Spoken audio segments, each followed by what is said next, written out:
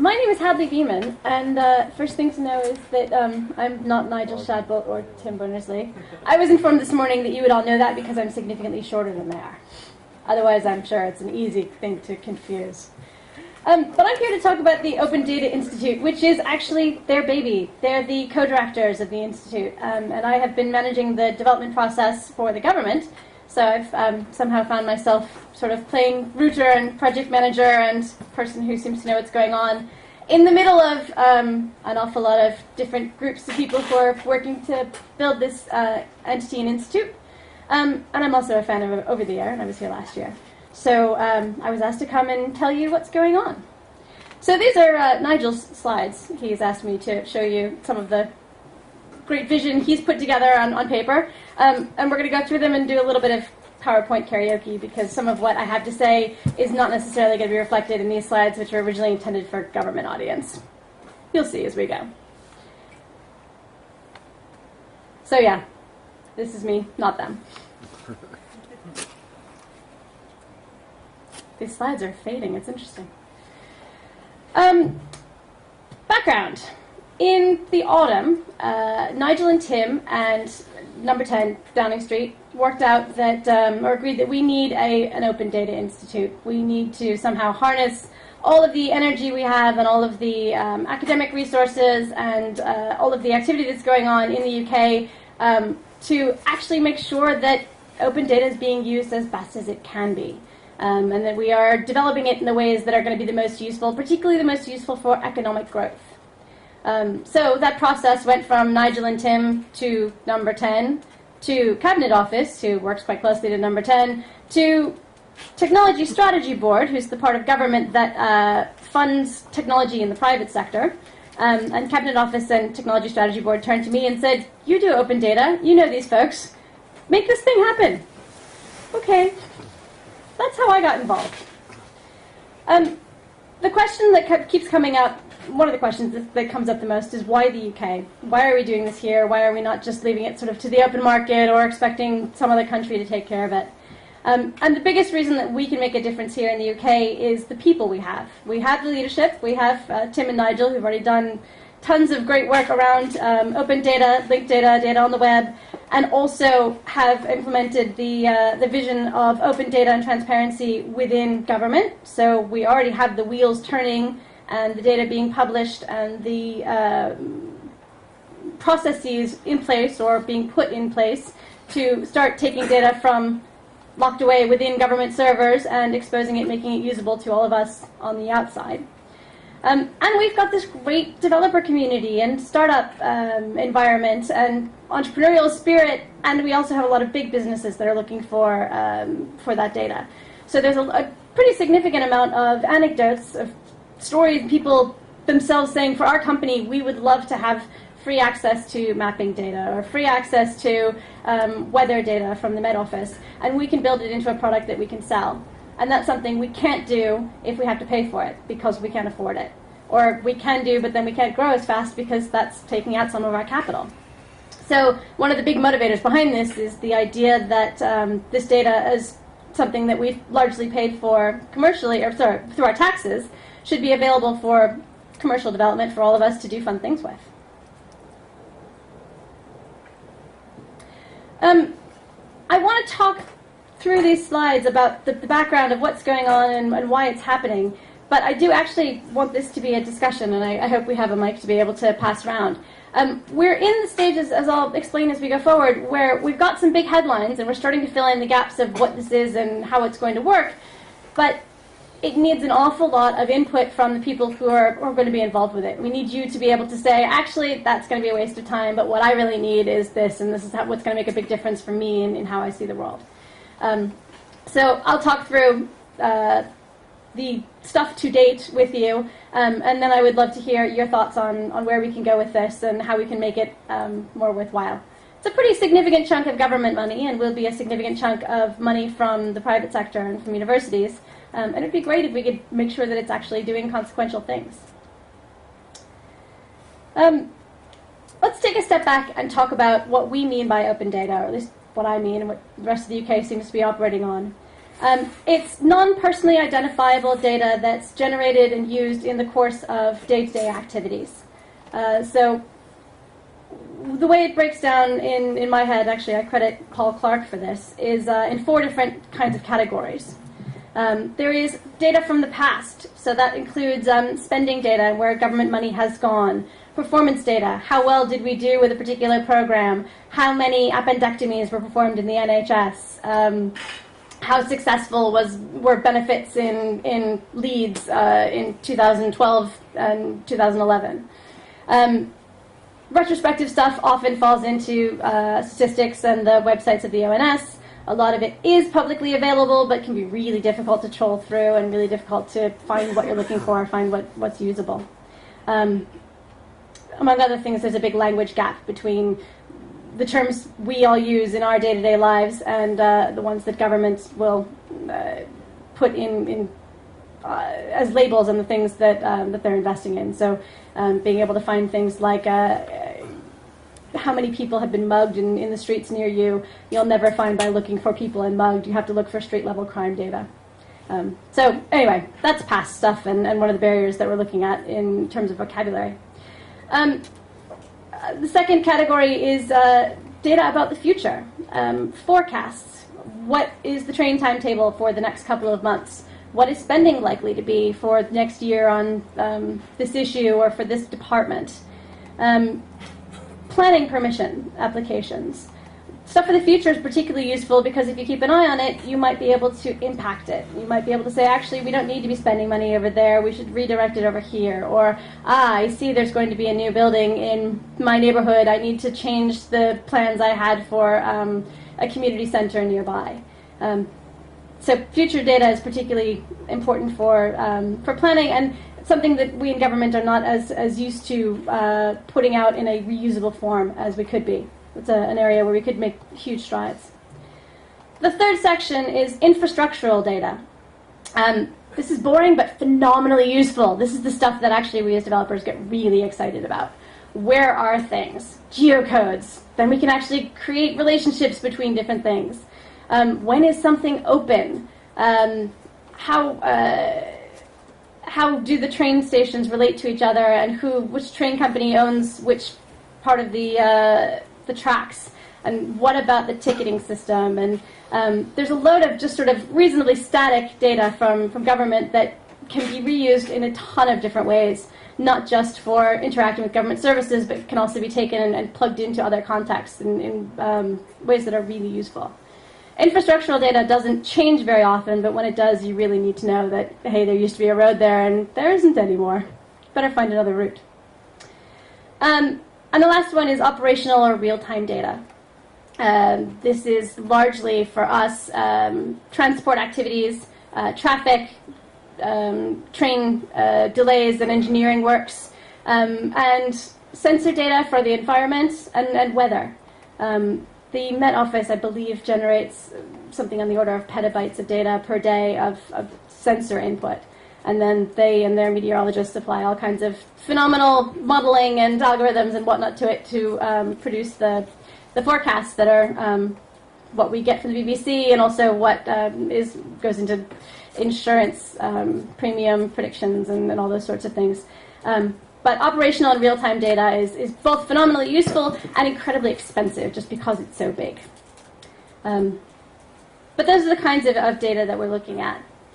We in the UK have been at open data as a sort of formal category since 2009. There are a number of parts of government that have been publishing data well before then under different guises. As I said, the Office of National Statistics, which is a word I hate pronouncing, has been publishing statistics since day one, and their equivalent bodies. But we've been formally at pushing out open data for public reuse since 2009, and that ties into the European Union Directive from 2003. So there's an awful lot of precedent here to build on and a lot of momentum in the UK. For us, it applies to central government, all the big government departments, for local government, all the councils, district councils, unitary councils, county councils, and parish councils to their own extent.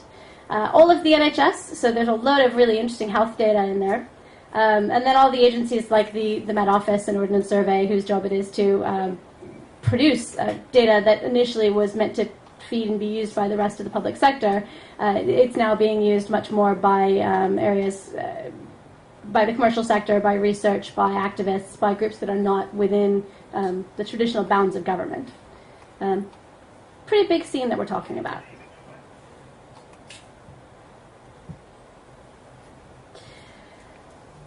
The motivations behind the open data agenda in the UK are split into three, and this was actually originally laid out in the Conservative Technology Manifesto and then was adapted for the coalition agreement when we had our last election and coalition government came into power.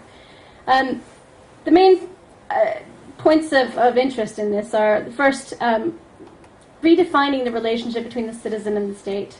So that's partially empowering activists, partially making it easier for transparency for citizens to hold their government to account, and partially just making it easier for citizens to know what's going on and to have a much clearer access to things like news for specific areas, to be more plugged in.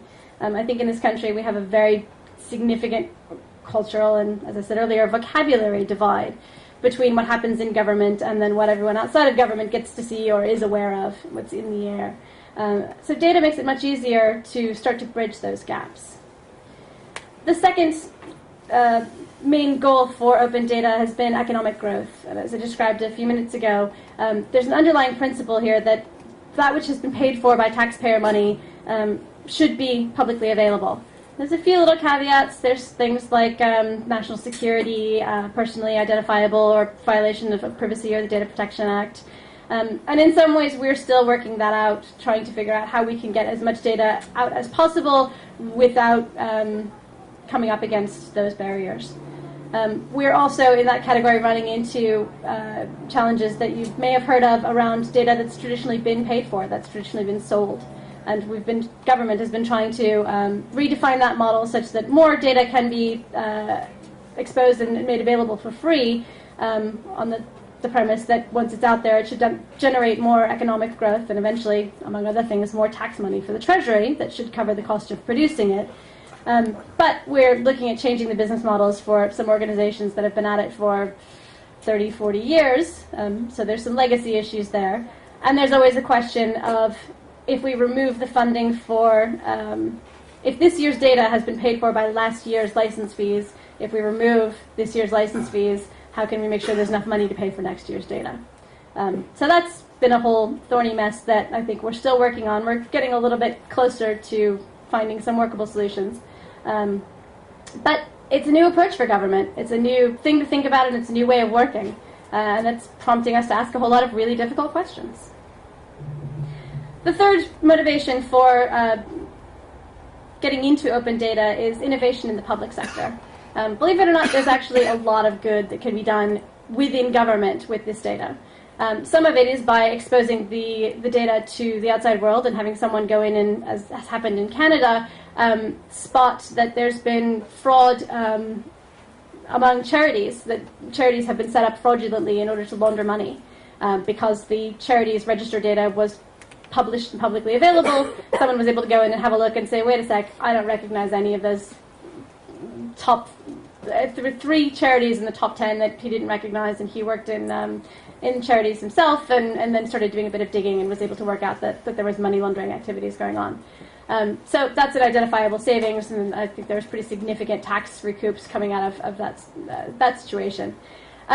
There's another part of that side of the vision, though, which is that the public sector itself is a huge reuser of its own data, and not always incredibly efficiently. There are, in every organization that I've worked for, and I've been at it for 9 years as a freelancer, there are a team of people whose job it is to wrangle and clean and try to grapple with the data coming from other parts of the public sector. So the more we can get the data standardized and clean and usable and understandable, the less we have to pay for everyone trying to struggle with data in their own corners. So the vision is big, and the hope is that we can accomplish a lot with it. I hope you're appreciating that what I'm saying has little to do with the slides. Enjoy the slides. This is evidence of some of what we've already seen coming out of the data that's been published. To my mind, the apps and projects that are coming out are falling into four main categories.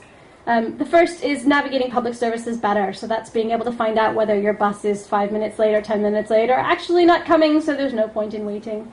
Or working out that you've just sprained your ankle and your nearest A&E is 2 minutes in that direction, so don't bother heading off in the other to the other side. That's pretty significant because there's an awful lot of really messy interface points with data with government, and most of us don't pay attention to those until the time comes when you absolutely need job seekers allowance, or you absolutely need someone to fix your broken ankle. Apart from that, it's just all peripheral, and you're focused on what you're focused on. So making government services more accessible when they need to be accessible and tailored even on grounds like geography. That's a good win. That's a big deal. The second category is delivering services to government and on behalf of government.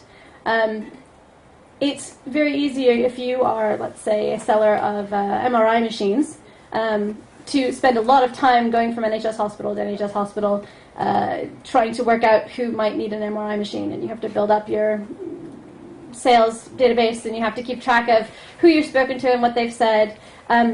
But all of their purchasing history should be publicly available information. And wouldn't it be great to be able to go through, and particularly if you had retroactive data, say, I recognize that this list of 10 hospitals last purchased MRI machines 10 years ago or 15 years ago. I'm not sure how long they survived. Don't quote me on that.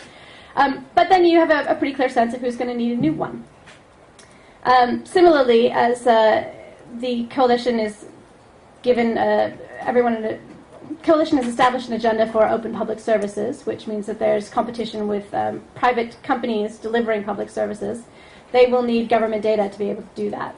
If you're running a job center, you need to be able to get the list of jobs available, and you need to be able to package those in a way that they're going to be useful.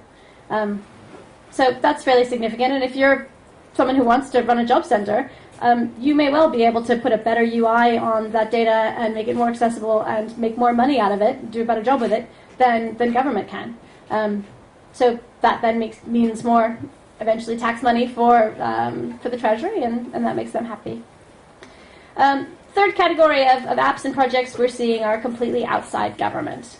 Tour companies using weather data to customize their interfaces for tours, for holidays. Or people trying to market to a specific demographic in the UK using council tax bands and geographical demographic information to be able to say, my customers are most likely to be over there. That means then there's less money spent on marketing, and messages are more effective. And then the last section is government efficiency again.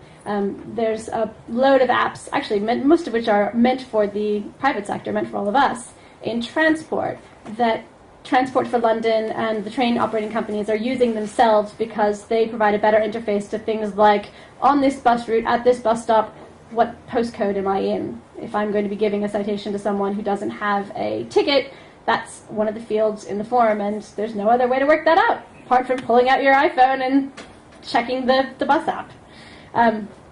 Okay, there's a market there too. So that's what we're seeing thus far. There's huge potential of not only quick win, easy little things to build, hack day type stuff, but then also loads and loads of much more boring but intricate plugins to existing technology.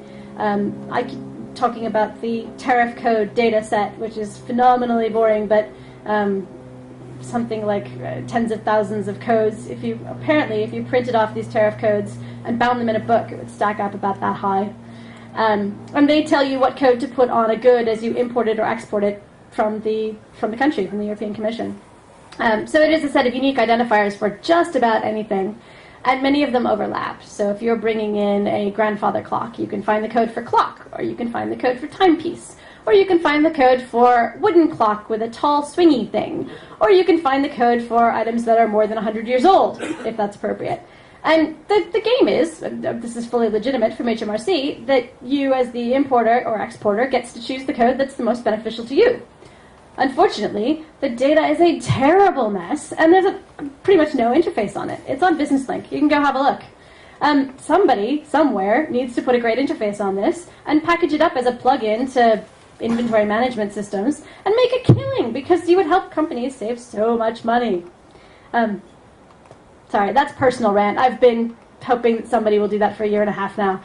If they don't, when I'm done with all this government stuff, I'll go take care of it myself. It just needs to happen.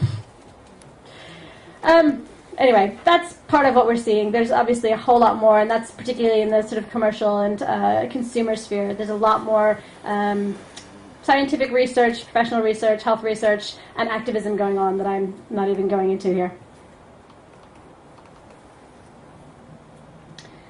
Right. Bottom line in all this is we have this fantastic, great big vision. This is how the world can change. This is how things can get better. And then we have reality, which is some of it's not happening yet.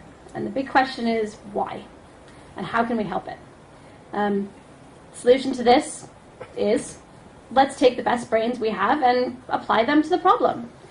In my mind, we have 3 main sort of players on this map. If these were my slides, I would have actually drawn this out, but I didn't have time. We have government, who has the data and is publishing the data. We have data researchers and technologists who have all sorts of great whizzy things to do with the data.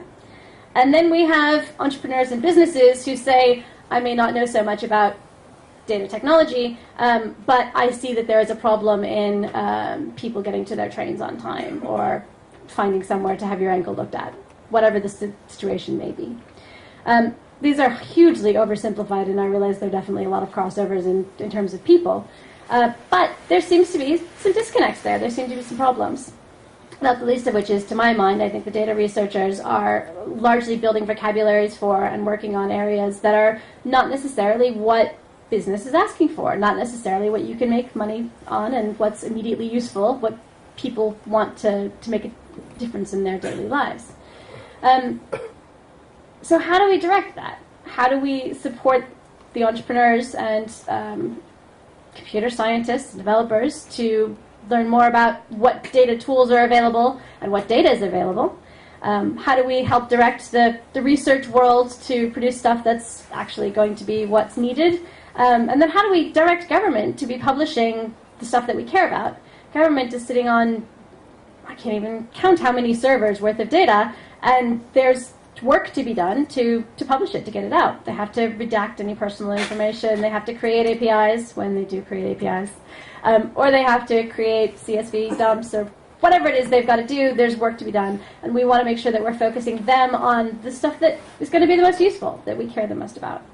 So those are the problems that we know about, that I know about, and I suspect there are others in this picture that we haven't yet worked out, and that's part of what I want to hear from all of you, part of what we need the Institute to be focusing on. What we know thus far is that the Institute will do 4 main things. I like lists of 4, have you noticed?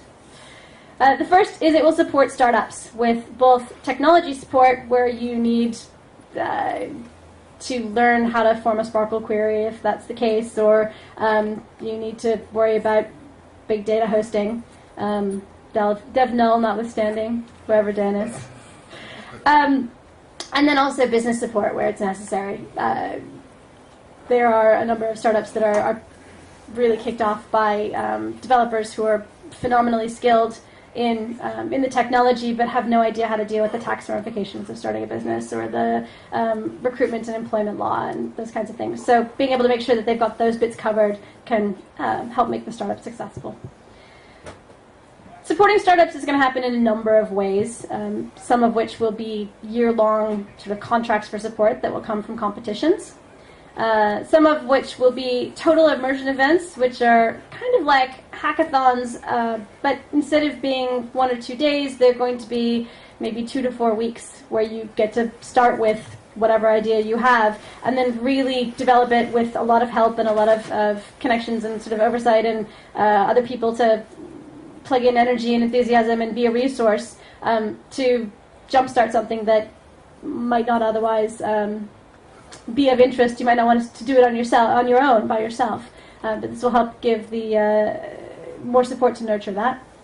There will also be a jumpstart scheme for graduates or students who have a pretty clear idea of what they want and may have already built something, may have already pushed it out during university, but again, may not have the wrapper of a company around it, or may not have the capacity to grow if they do have a company. So we can help get them going in a hurry when really what they need is just a bit of support to get over the initial hurdles of being a startup, and then they can run successfully on their own. So that's supporting startups, and also some SMEs, small and medium enterprises as well.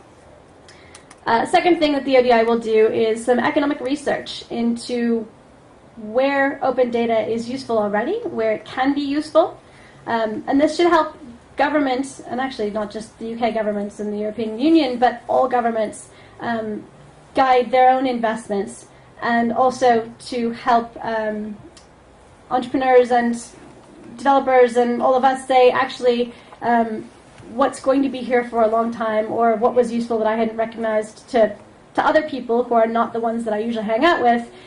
Here's the research, here's the evidence, here's where we go with it. Third category of what the Open Data Institute will do is data research, data wrangling, data work. They're going to be building vocabularies, working on data standards, participating in W3C and other standards bodies that are relevant to this kind of work. And they will be doing bespoke research and collaborative projects with really anybody who's got something fun to explore. Companies, universities, governments. There's going to be a lot of really interesting activities going on, funded through, partially through our government, but then also through a load of other means. And the last thing that we know the Open Data Institute will be doing is formal postgraduate training. There will be a fellowship and a postgraduate program for getting an Open Data Institute credential, which will be approved through Southampton University. And I think those are 3 to 4 months. They're multiple month, really intensive courses. But that will then help to essentially scale up a lot of the rest of the workforce for whom data may not be their thing to date, to be ready to deal with what data is coming out of government. So those are the activities on the project plan. What the Open Data Institute will be is sort of another question. We know it's going to be a building in Shoreditch. We want it to be a building where all of us can drop in and have a coffee and actually feel like it's worth being there and saying hello, and there are interesting people there and interesting things going on. It looks like a lot of the research will be based in Shoreditch, and being an Open Data Institute should be open. So it would be great to be able to wander in and sort of look over people's shoulders and see what they're up to, and be able to say, you know what, I have this really annoying problem with this one vocabulary. Has anybody got an alternative, or can anybody fix it?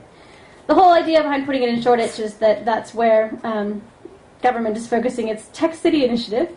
In other words, it's where a lot of startups are already.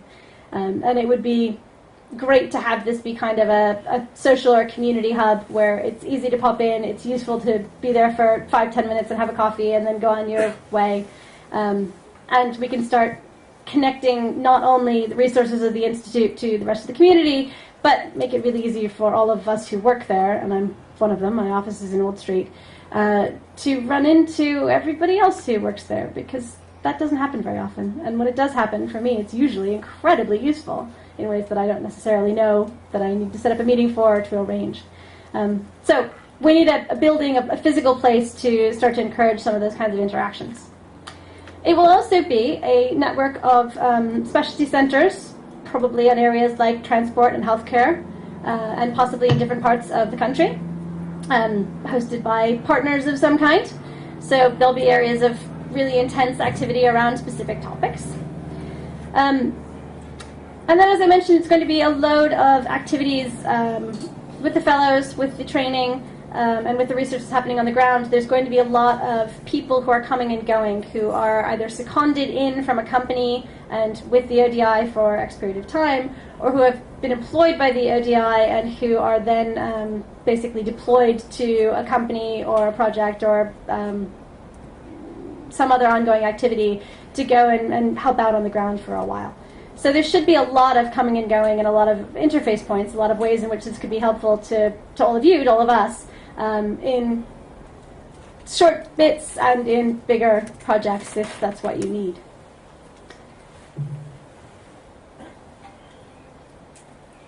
Timeline. The announcement came from the Chancellor in November that this Open Data Institute would happen and that government would fund £10 million over 5 years to make it happen. Since November, there's been a very intensive period of business plan drafting, which has been largely, I think it's 50 or 60 pages of this is what we think the Institute needs to be, this is what it needs to focus on, sort of on a high level, this is why open data is important, these are the kinds of companies that we might engage with, and this is what kind of role they might have, but we need to talk to them a bit more to make sure that this is what's interesting to them. It is as much as we knew, as much as particularly Nigel and Tim knew at the time, and it was all set down in April when it was sent for independent assessment, which is part of how government makes sure that large investments are assigned responsibly. So it went through independent assessment, and the assessor said, yes, okay, this seems viable, and it's a good use of government money. And the independent assessors, by the way, were technologists and business people who work with data on a regular basis, so they were not government. They were not people whose large area of expertise was government bureaucracy. So that happened in April. Approval came through then. And one of the caveats, or one of the conditions that the Chancellor said and government said at the very beginning was, okay, you get £10 million from us, but we only want to fund this if we're sure it's going to be useful to people who are not us. So you have to get £10 million from other people.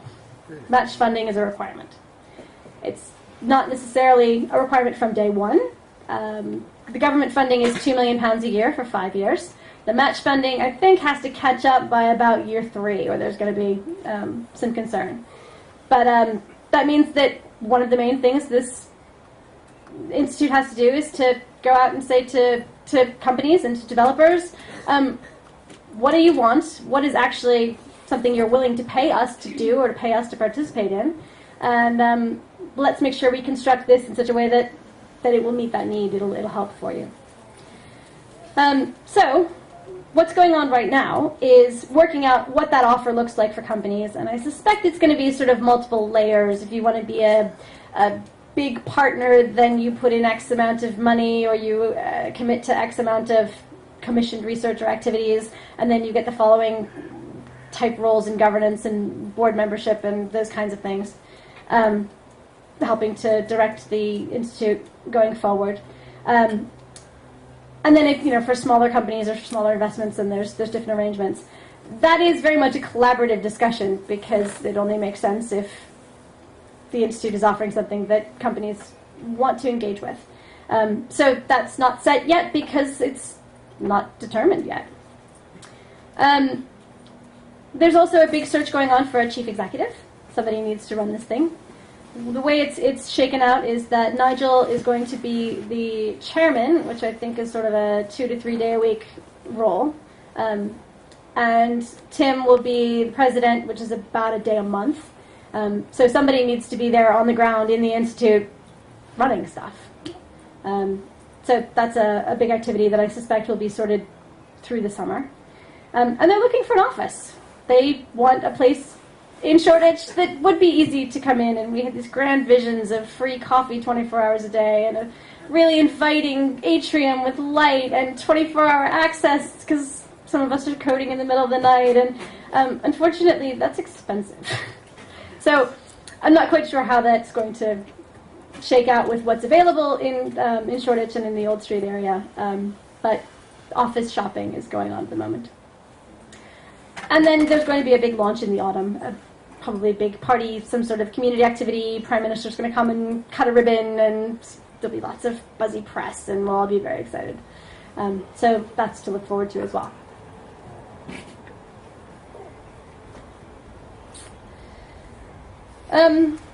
That's a summary of what I think I just went through. You can take my word for it. Right.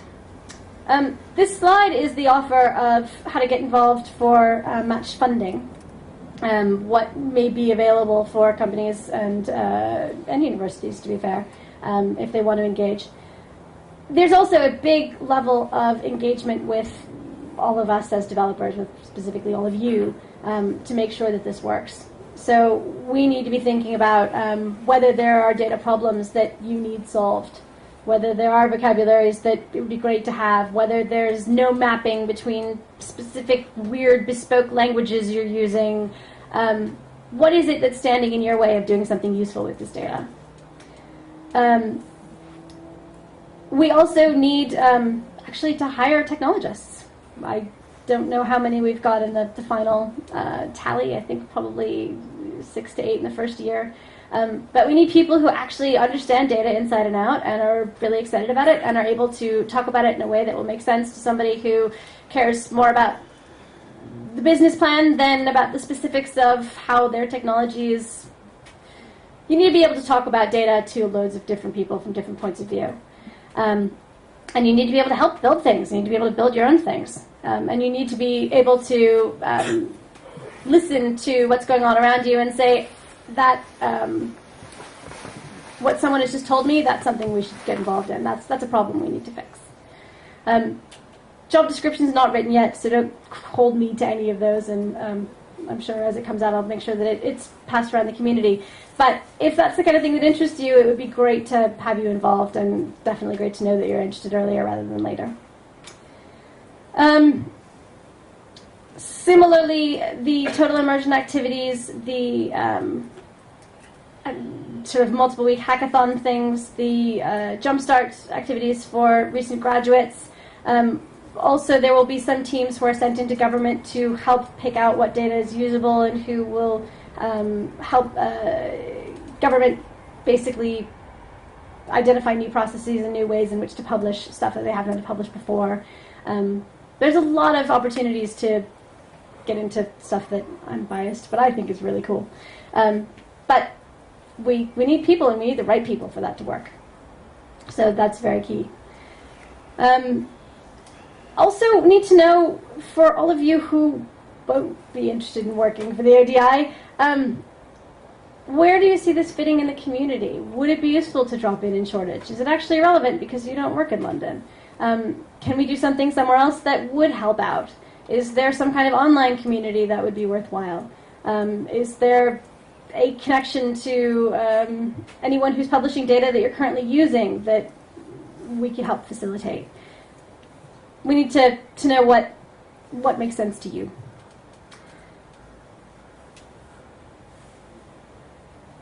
And finally, going back to where I started earlier, we have government publishing data. We have data researchers and developers who spend all their time working just on data, but probably not specifically government data or open data.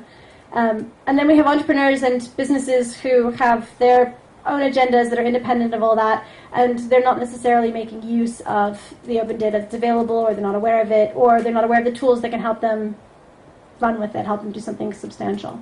So with that hole in the middle, what can we do with this institute? How can we make it make more sense?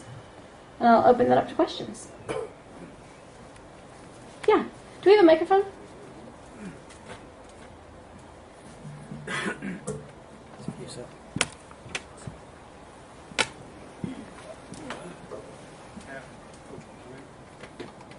Does it work? Hello. Yeah.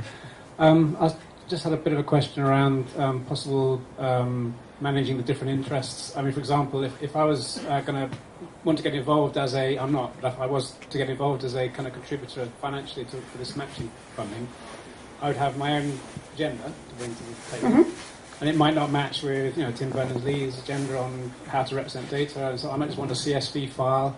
And I might be gone in a couple of months once I've achieved my goal. So, I mean, how do you get that? How do you match all the different kind of conflicting agendas and requirements and needs and so on? The short answer is by listening to a load of suggestions like that, or a load of requests, and then trying to find commonalities to be able to say, okay, we've got a group that makes sense for you. We've got a way for you to engage. It hasn't been. there's a number of different things I can say on this. First, this is not just about linked data. So Tim's background in data on the web is relevant and certainly will be involved in what's going on, but the Institute will not be useful if it's not engaging with data of all of the formats. I think the vast majority of government data is in CSV, and then the rest of it that we're getting in APIs is all in JSON. So largely in JSON. We do have some RDF. But yes, so we definitely need to accommodate what makes sense on the ground and listen to what makes sense on the ground. And I suspect that what you've identified may be right, that there may be some people who want to be involved on a strategic level on an ongoing basis. This is a big thing and we want to be a big part of it. And there may be some who say, you know what, 2-3 months, we're sorted, then we're out, that's fine. Does that answer your question? So it sounds like you thought about it. Thinking about it. Certainly trying to take in as much as we can. But you're kind of working out the structure as you go kind of thing. You're working out if I contribute a lot of money as a kind of a person to do the match funding, then do I get more rights to control the direction you go in? For example, it seems like there might be a conflict of interest around there, for example. That's something to be managed very carefully. Usually very significant amounts of funding tie into roles on some kind of strategic board, which does then essentially make it a more worthwhile investment for the company that's putting in the money.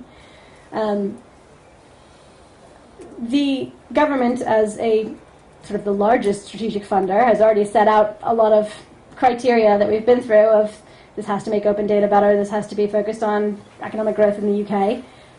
So there's definitely not any room for another funder to come in and derail that. But one of the joys of being in the middle of a board of investors is that you do have to deal with multiple agendas, and you do have to be able to balance them in such a way that keeps everyone engaged.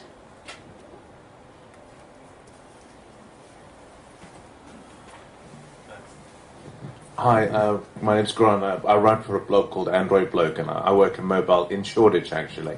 I'm very excited about what the ODI represents, and one of the key things, because I go to a lot of these sort of hackathons, is about discovery of data. And I think especially when it comes to using, I'd love to use more local government data, but there just really isn't anywhere to share that information, and I hope that maybe you guys can help solve that problem.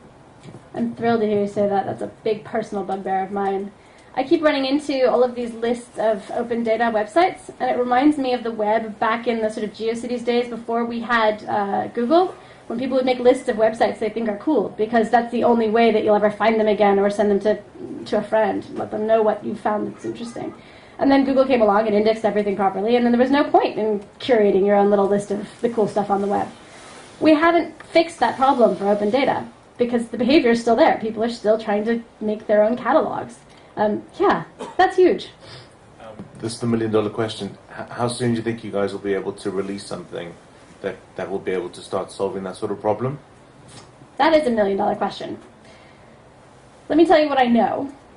The Institute will probably not start doing a whole lot of research and interesting stuff until after the launch, because until then it's mostly setting up governance. So my guess is that that kind of thing would start in September, October, November, and then it depends on how long they're going to put into building something to release, who's involved, how complex it is. There's a pretty significant commitment to open source and open development, just because it's the Open Data Institute, and really that makes sense. But creating open source code doesn't necessarily mean that there's documentation and that it's accessible to anybody outside that team. So I don't know is the short answer. Can I make a quick suggestion? Sure. You do your Total Immersion days. Mm-hmm. I'd love to have a go at trying to build something like that, and I'm sure there's other people that would also, really like that, maybe with ratings, reviews. Maybe that's a really nice way to actually let your community help you to help the community. Say some more. Ratings and reviews? Like, for example, you want to do these Total Immersion where people will be producing products. Mm-hmm. We work with APIs quite regularly. And to be able to actually say, does it support JSON? Yes, it does. Is it nicely documented? Is there a console? All these little things that are just so useful. and doesn't really get captured by anywhere. I think that would be a really lovely thing to be able to build. Okay. Yeah, that's me. Anyone else? Thanks. Dave from My Society. We've used a lot of the open transport data for Fix My Transport recently, and a curious thing came up, which is as soon as you use the data, you'll get members of the public telling you that the bus stop isn't where the government data says it is. And we're now managing those changes, and a curious dialogue starting where we're usefully feeding that data back. I'm thrilled to hear that. Are you going to be part of that conduit, as well as putting data out, as well as bringing it back in? We certainly, it's not impossible. I can put my LinkedGov hat on, which is my other day job. It's sort of largely been usurped by this. And a large part of what LinkedGov is trying to do is to automate that process and make it essentially easy to send back feeds to exactly where they came from, rather than having to send it all through data.gov.uk, who then have to reroute it themselves. Yeah. So that would ideally be a part of the solution. If it comes to more meetings and more structural changes within government, I suspect the ODI will have a better seat at the negotiating table, and that would be the way to put that through. But I don't think that's been defined yet. And the other thing is, you said there were more startups in Shoreditch. Just like to point out there are more startups in Cambridge, and you knew that. Cambridge is larger than Shoreditch. Hey, one thing I was wondering is, how is you planning with the ODI to work with basically civic society groups like, I don't know, OpenStreetMap, Wikimedia UK, etc., etc.? Is it just commercial, or are there plans to say, well, actually there's going to be quite a lot of commercial value if somebody's actually curating this data, like, I don't know, OpenStreetMap or somewhere like that? I have to admit, that's an argument I hadn't thought about. At face value, the pitch is, government has said, at least for our 10 million, you spend it on stuff that has demonstrable economic impact. Coincidentally, not very coincidentally, it's not a coincidence at all, the economic research that the ODI will undertake pretty much from day one, trying to work out what the economic impact of open data is and where it's having the most impact already, and how we can maximize that, will help the ongoing discussions about where the ODI should be positioned, I think. Because it would be stupid for it not to look at the economic data and say, actually, what we need to do is go after this area or help support things over here. So at face value, it's easy to say, big society, activists, they're playing a different game, and open data is available for everyone, and that's fine, but that's not the conversation we're having. It sounds like it's worth exploring what you've just headlined, though, that the big society organizations and the third sector, the charity and volunteer sector, can have a significant impact themselves on economic growth. And some of them exist purely to help businesses have an impact on economic growth. So I think that's worth looking into. Well, it's the flip side of that, which is that nobody's making money out of selling encyclopedias anymore, but there's still a hell of a lot of value in having an encyclopedia. Same with having a street map. I have a funny feeling that people aren't going out in their masses and buying ordnance survey maps. I have to ask, has anybody done any economic research into the impact of Wikipedia? Don't think so. That's a shame. That'd be great to quote. But I'll have to. I can put you in touch with the research coordinator at the foundation. They can probably tell you. Yeah, please. I'd be keen. Thanks. Can we get the mics to the back? Well, I can just speak. Can you hear me? No, not really. Sorry.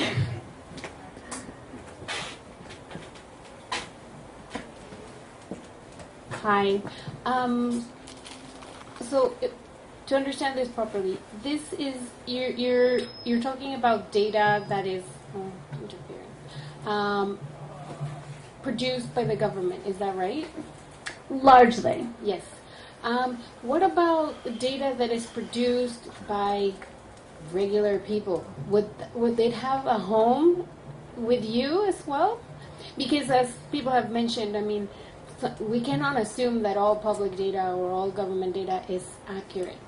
And there are tons of citizen scientists out there who are collecting their own data, and now with Arduino and Raspberry Pi and all these advanced things that are coming out. People are getting really creative and collecting data about their environment and making all sorts of patterns and information, and this data is growing. Is there a home for this there?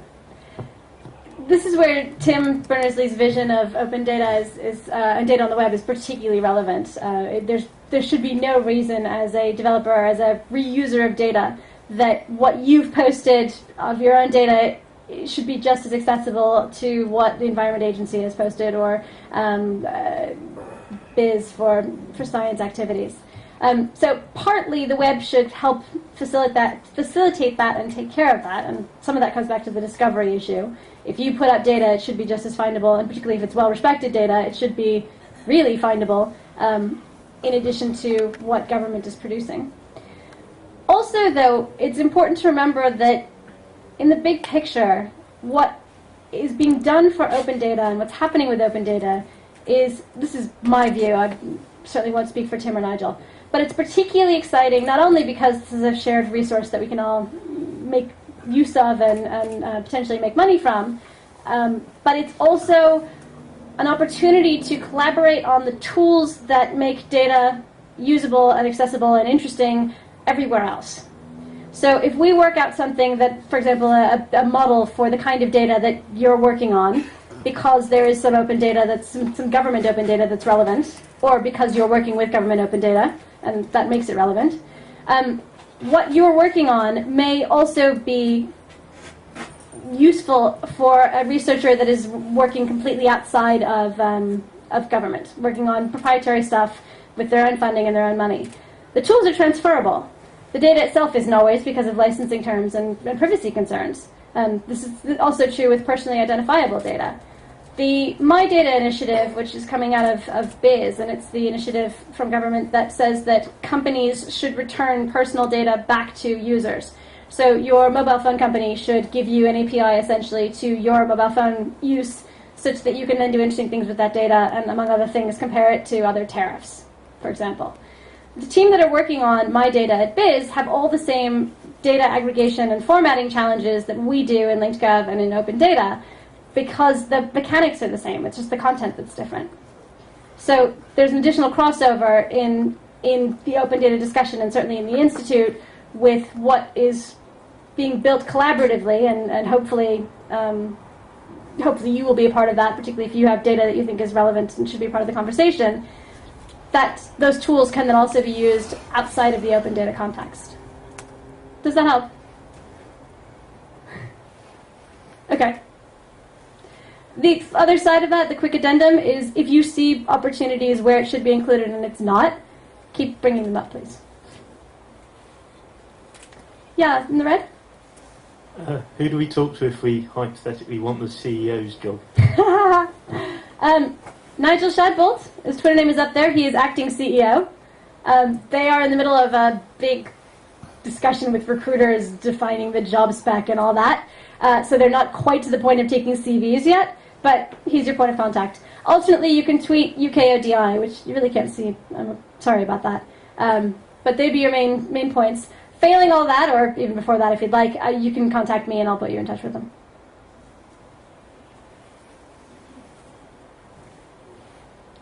Sure, thanks. Thanks very much. One of the reasons open data is a big topic now is because it was first a topic 10 years ago in the cultural heritage sector, and open data is, especially with the Berlin Declaration, has made a big impact, not just in the UK but worldwide. So the question is, are you going to take any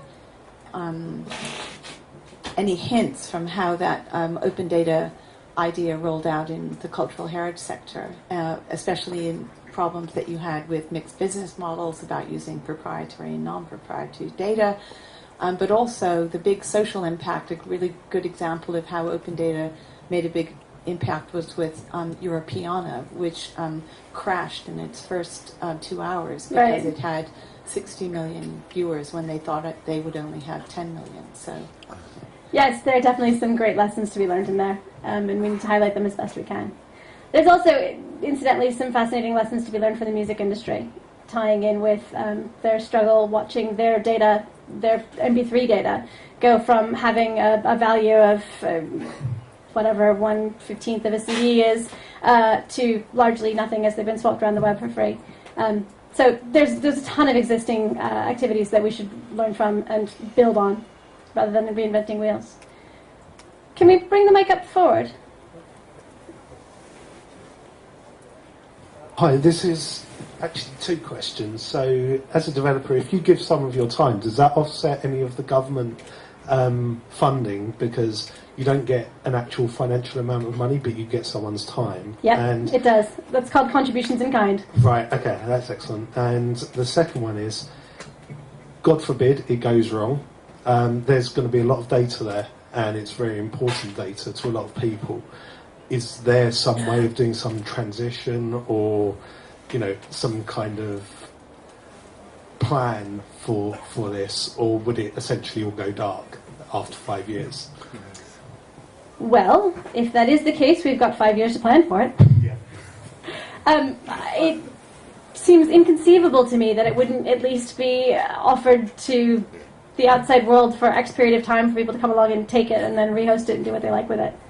I can't imagine that there'd be any reason to... It's an open data institute.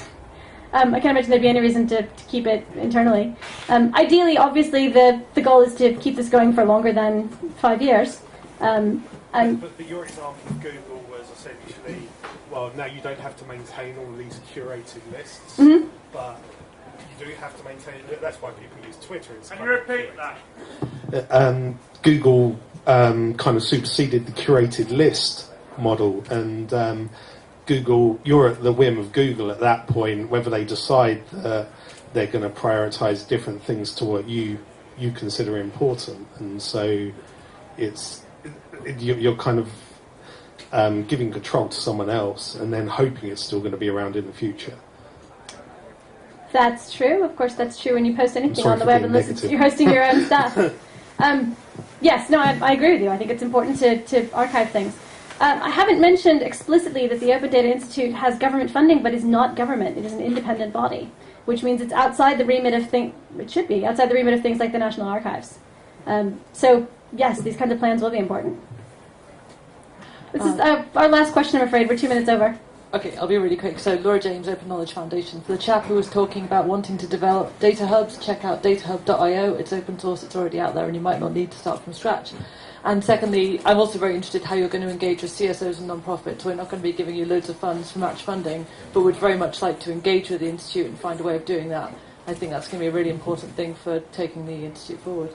And good luck. It's a big challenge. Thank you. Can we have a chat offline about how you see that happening?